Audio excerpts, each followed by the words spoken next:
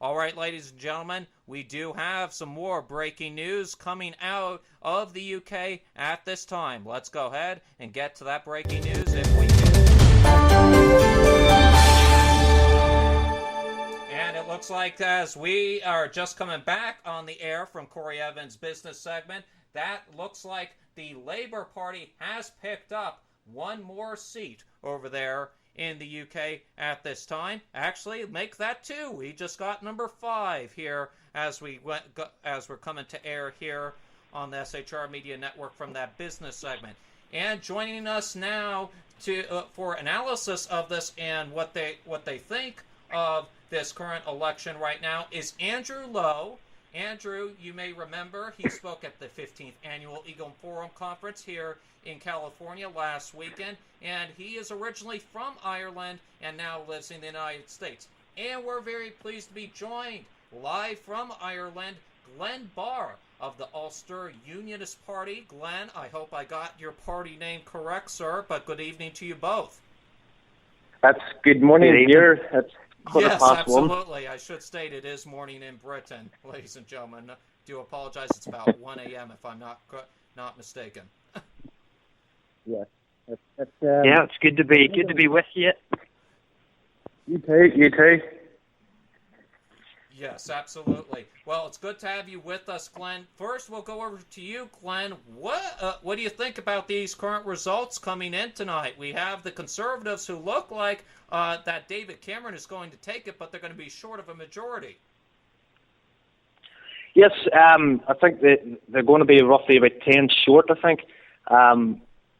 That's according to opinion polls, but the problem is we need stable government regardless of what's going to happen. So what you could find here in Northern Ireland, representatives, the Ulster Unionists or Unionist representatives could be basically the kingmakers to possibly make that up. Now, I know you can't speak for your party per se, Glenn, but are you willing to make a deal with the likes of the Conservative Party if they ask you to become part of their coalition government if they decide to form one? Well, my party leader has been on record of saying that he will talk to any of the major parties as well as the opposition to obviously see what is the best for Northern Ireland and keeping with our mantra, doing what is right for Northern Ireland, and that's what we will continue to do. Now, for our U.S. audience, can you explain to our U.S. audience, Glenn, what exactly does your party want to happen in Ireland? Well, our main objective, our main ethos is staying within the Union of the United Kingdom of Great Britain and Northern Ireland. And that is our ultimate aim, because it's financially for us, financially viable, and it safeguards our culture and historical rights.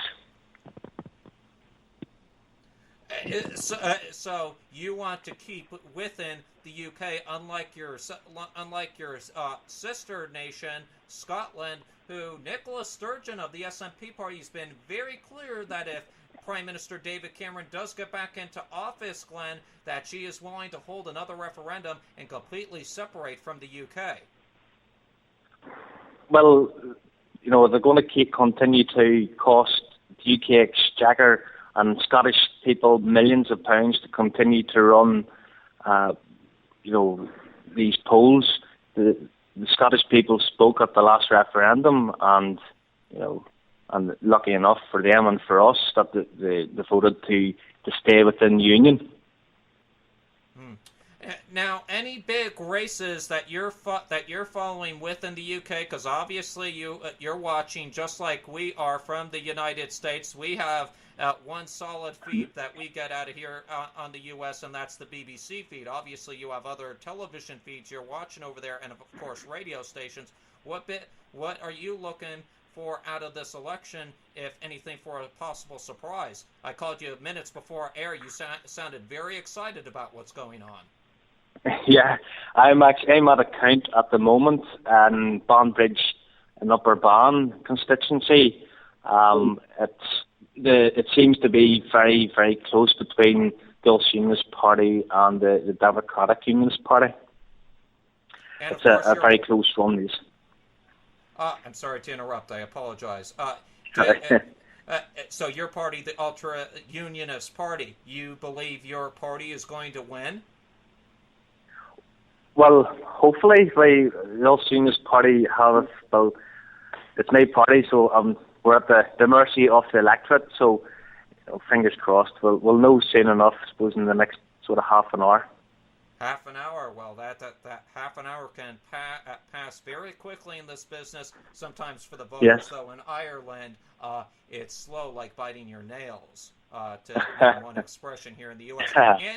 Andrew, I'd like to come to you. You came from Ireland. You live here in the U.S. now. What's your take so far on tonight's elections? Oh, it is. It's real interesting for me, especially now that I'm not directly affected by it. However, I like the excitement of it all, and it'll be interesting to see how, as Glenn mentioned, it could well be that the Ulster Unionist Party are what they call the kingmakers to swing that balance of power in Westminster. It's very interesting to look at this, and Andrew, I tried to explain to my audience yesterday on how UK election politics goes. We talk about U.S. politics here, and we think it's complicated enough here in the U.S. Explain to people what is going on. As our own Sean Lewis said earlier this morning on our Philadelphia broadcast, says the UK election system and the way the parliamentary system works is 10 times more complicated than what our system is here in the U.S. Yeah, well, I'll have a go at that, and then I'll let Glenn, I guess, take over. Really, the key is to hold majority in Westminster, and that requires, I believe, 326 seats. Those seats are from all over England, Scotland, Wales, and Northern Ireland.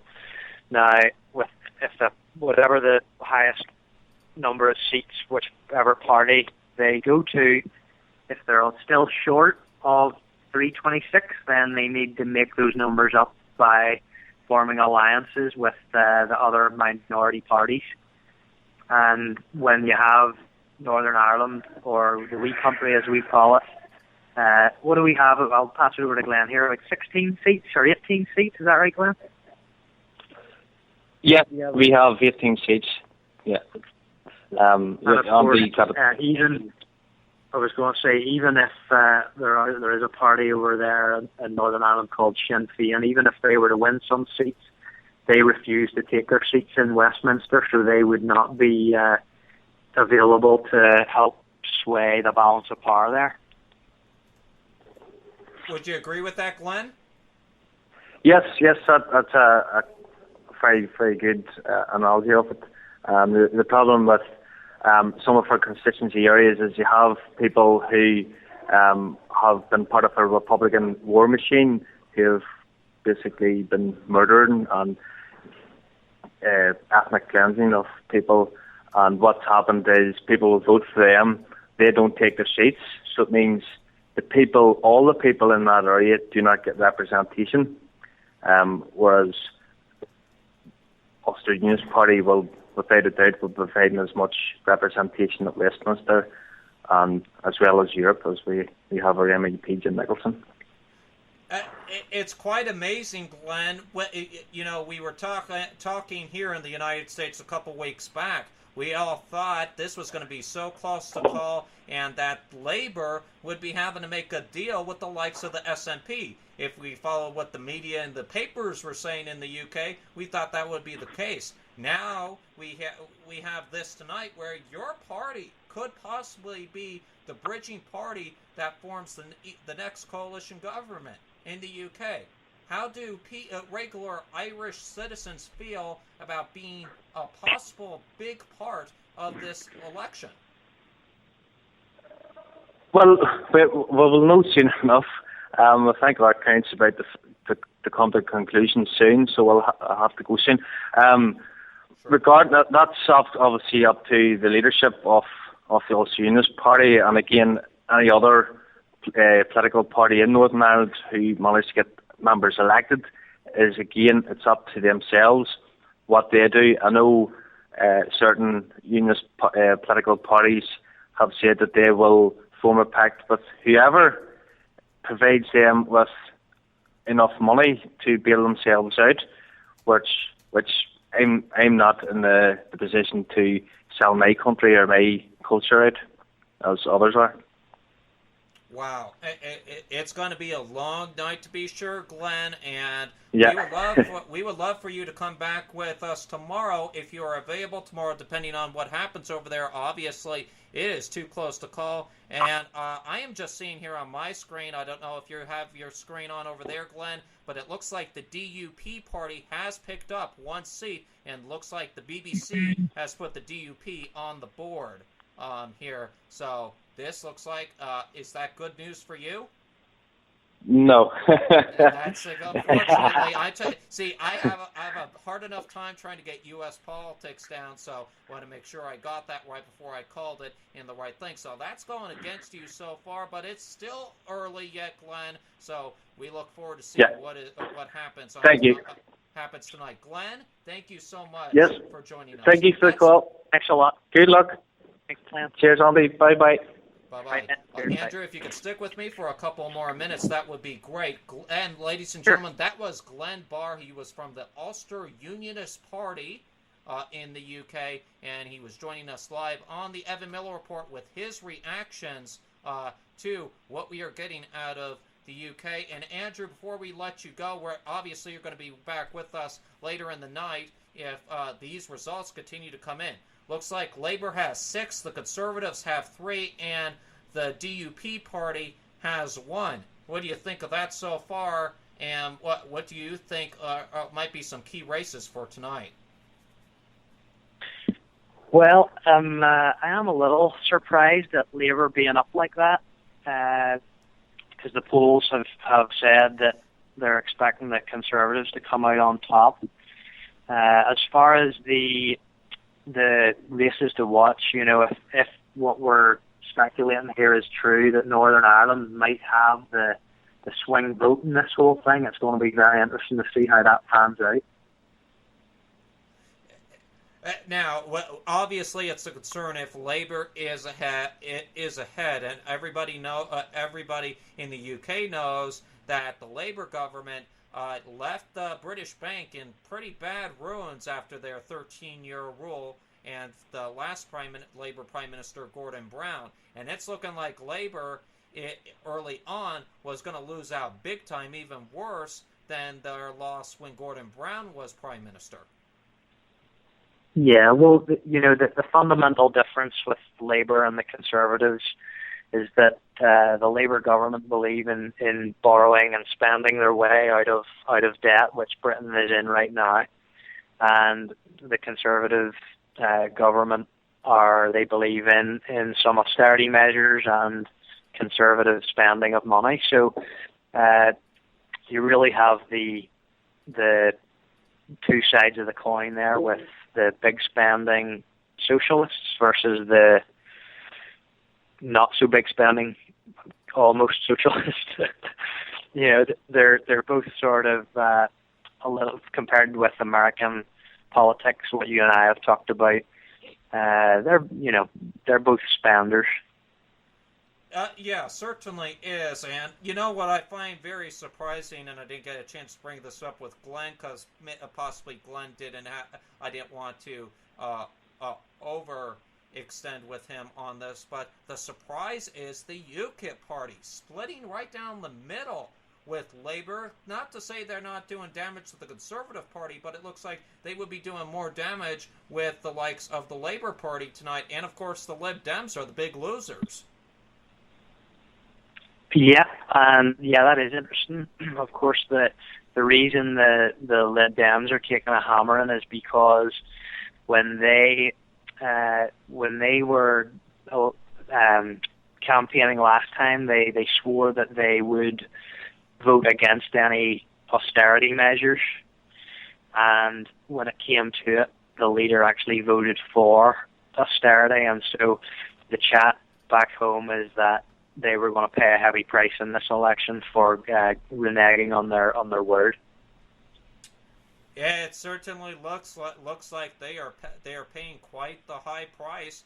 The only thing that looks possibly good for what we call socialist here in the U.S. looks as if the SNP is going to pick up some big numbers in Scotland, may wrestle away the Labour-controlled government within Scotland, it looks like. Well, yeah, for me, it's unfortunate that my Scottish brothers and sisters are so keen on this socialist Scottish National Party. And, well, I just hope that they know what they're doing, whatever happens.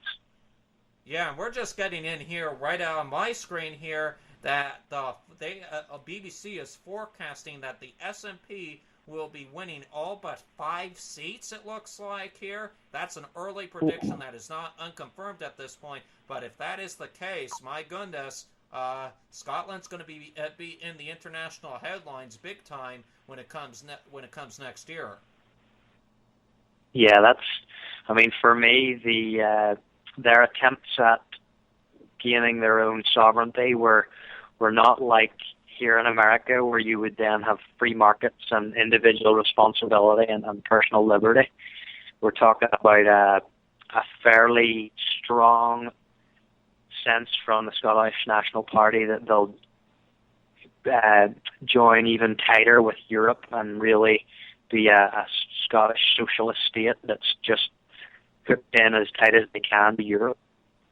In your opinion, Andrew, if after this election is over, should the UK just say, you know what, Scotland, you've clearly made your choice here. You don't want to be part of our government. Why don't you just leave? Because people in the UK, I can't speak for the people in the UK, but it can be understandable if the Conservatives are winning in the UK and this result is happening in Scotland. Conservatives and UKIP people alike have to be honestly ticked off with the likes of the SNP. Yeah, and there are some logistical issues, such as the British military bases in Scotland, some of the nuclear weaponry. There's, of course, the North Sea oil that produces a vast amount of wealth. Those refineries and whatnot, they come through Aberdeen and the north coast of Scotland. So there's more to it than just cutting ties and saying you're no longer part of Britain. It's there's a bit more to it than that. So there's losses, you think, on both sides of the aisle when it comes to the Scottish National Party and the Conservative Party, just for the overall of Britain, for that matters. I'm sorry, I couldn't hear you there. Can you repeat that for me? Yeah, sure, absolutely. I was just saying that there will be losses on both sides in Scotland and the likes of the UK. Okay, yeah, yes. It's been, I don't know how many 100 years of a union, and so, of course, there's British resources in Scotland that, should they break away, will hurt in some aspects the British Union. And having said that, there's quite a lot of welfare that goes up to Scotland, and so they might save a bit of money on that. I'm not totally familiar with the sums of how that would work out, but it's an interesting scenario. It certainly is. All right, Andrew Lowe, thank you so much for being with us. And Andrew will be on my speed dial for sure throughout the night, because we're supposed to be receiving a big result, according to what we're hearing out of Britain, between 9 Eastern and 10 Eastern time. That is between, I believe, if I get my times correct, that is 2 a.m. and 3 a.m. British Standard Time, if I get my times correctly. And we're just approaching 1:33 over in Britain right now. So we're supposed to be receiving some key results now, any time now, and in between the next hour and a half. And hopefully, Andrew, you can join us back later and give us some more reaction and some more insight on how this UK elections work. All right. Sounds good. Sounds good. All right, sounds great. Thanks, Andrew. I'm Jason Miller. You're listening to the Evan Miller Report. We'll be right back after these messages.